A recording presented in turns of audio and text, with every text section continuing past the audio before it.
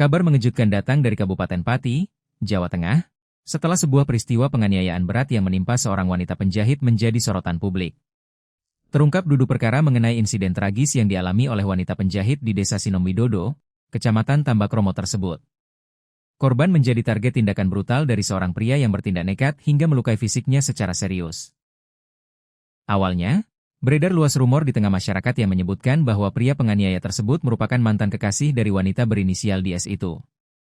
Masyarakat mengira aksi kejam tersebut didasari oleh motif asmara masa lalu antara korban dan pelaku yang berinisial A.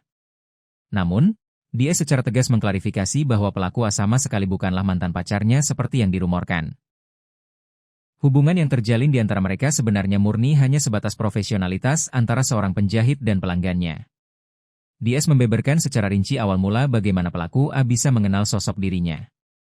Pertemuan atau komunikasi awal mereka bermula ketika pelaku memesan jahitan kemeja serta celana kepadanya.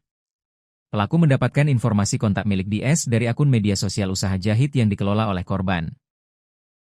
Di sini saya ingin menegaskan bahwa saya tidak memiliki hubungan dengan pelaku berinisial A, ujar DS menegaskan posisinya.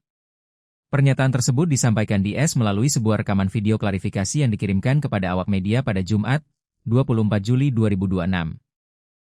Awal mula saya mengenal dia karena dia memesan jahitan kemeja dan celana pada saya, imbu DS menjelaskan garis awal perkenalan mereka.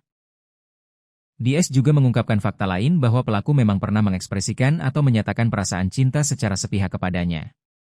Bahkan, pelaku sempat secara berani menawarkan proses ta'aruf untuk melanjutkan hubungan ke jenjang yang lebih serius. Namun, penolakan atas perasaan dan tawaran tersebut telah disampaikan oleh DS secara baik-baik dan sopan. Ternyata, penolakan halus tersebut tidak diterima dengan lapang dada oleh pelaku A.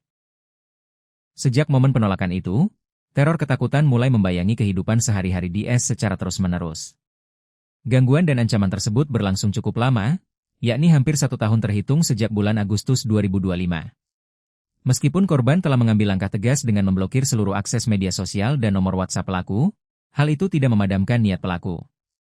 Pelaku yang terobsesi terus memborbardir dan meneror korban menggunakan berbagai nomor telepon baru yang berbeda-beda.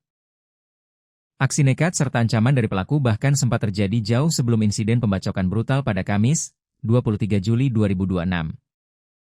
Diceritakan bahwa pada 5 Juni 2026 sekira pukul 23 WIB, pelaku pernah secara diam-diam menyambangi rumah korban. Saat mendatangi rumah korban di tengah malam tersebut, pelaku diketahui sudah membawa senjata tajam berupa linggis. Beruntung, aksi bahaya pelaku saat itu berhasil digagalkan setelah kakak ipar korban bersama warga sekitar datang mengepung lokasi kejadian. Merasa terdesak oleh kedatangan warga, pelaku akhirnya memilih untuk melarikan diri dan menghilang di kegelapan malam. Setelah kejadian teror linggis tersebut, korban mengaku sempat menduga bahwa pelaku tidak akan berani lagi datang untuk mengganggunya. Dugaan tersebut membuat korban belum sempat melaporkan insiden ancaman awal itu secara resmi kepada pihak kepolisian. Namun, dugaan korban ternyata meleset jauh hingga akhirnya puncak aksi kekerasan yang sangat tragis terjadi pada Kamis, 23 Juli 2026.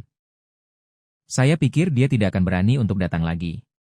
Tapi ternyata saya salah, dia masih melakukan hal yang lebih kejam lagi. Di sini saya mau memperjelas bahwa saya tidak pacaran, tidak memiliki hubungan dengan A, pungkas DS.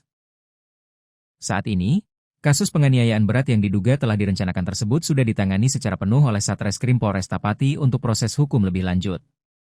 Pihak kepolisian terus mengumpulkan bukti dan memeriksa saksi guna menuntaskan kasus yang meresahkan warga ini.